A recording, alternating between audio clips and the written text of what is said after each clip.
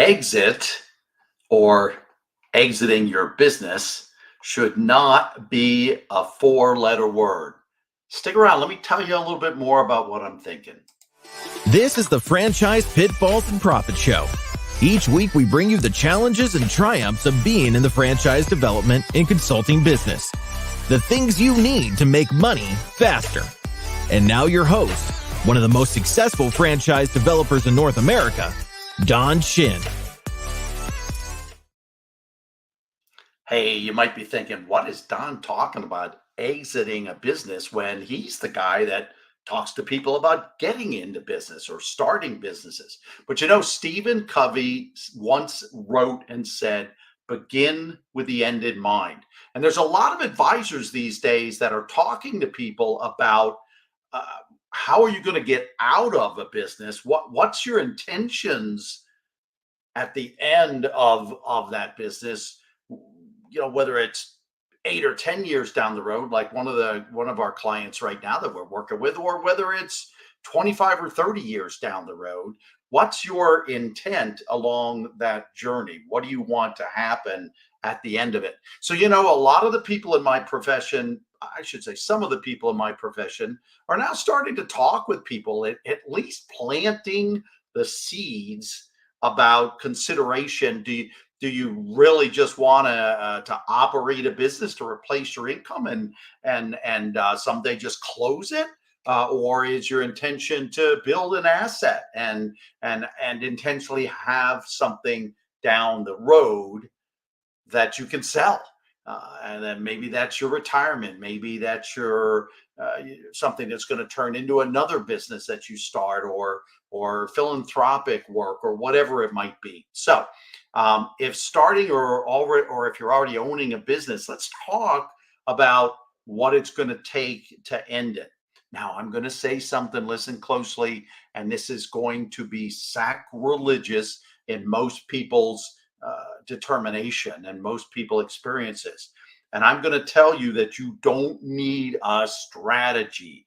In fact, worrying about, oh, I don't have a strategy to get out of my business, or I don't know where I want to go with this business I'm even thinking of starting. That's adding an incredible amount of stress to many people's lives. But I'm going to share over a series of episodes, I'm going to share what I found to be some of just the foundation blocks, some of the basics that you can do, that you would need to do, and not think about it, and not get your shorts all in a bunch about a strategy to exit your business. Maybe someday you bring on an advisor to help you, but I want you to be thinking about the things you can do while you're operating your business, or if you're just starting a business, the things you want to do right from the beginning. And why is this on my mind? And I was just reading about what's potentially going to be the biggest transfer of wealth in the history of our country, and that's the baby boomers. And that's baby boomers certainly that may have invested well, even that if they were employed.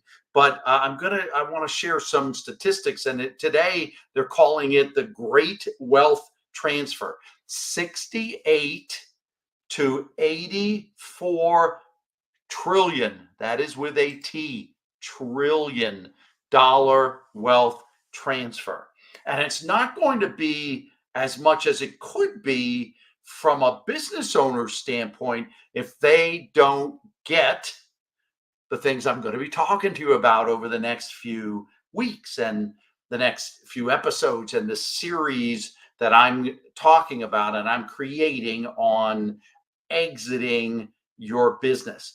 So this is a really, really important series. This first part is honestly just planting the seed. And yeah, it's a little bit of a teaser, Don. Sorry, but I wanted to put it out there so that you get a sense of what you've got to be thinking about, and how important it is. I read another statistics that I'm going to share here, and it said that 90% of boomers intend to leave some form of an inheritance.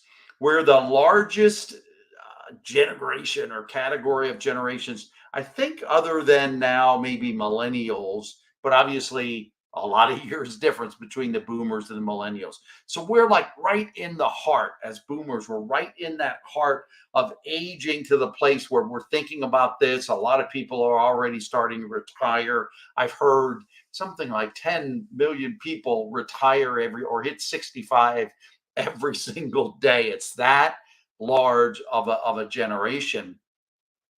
And so 90% of the boomers intend to leave an inheritance, but more than half of them have no idea how to do it, no plan to do it. They're doing nothing about it. They're just worrying, or thinking about it. So I wanted to create a series that for those of you who we're working with, our clients, those of you who come to us for knowledge about starting businesses, how to start businesses, some of the companies you can do that with in the franchise space. I wanted to start to talk about this exiting of the business, thinking about what your intentions are with starting the business. We know probably what the short-term intentions are and the near term, say 3 years, 5 years, but I want you to start to think a little bit further out.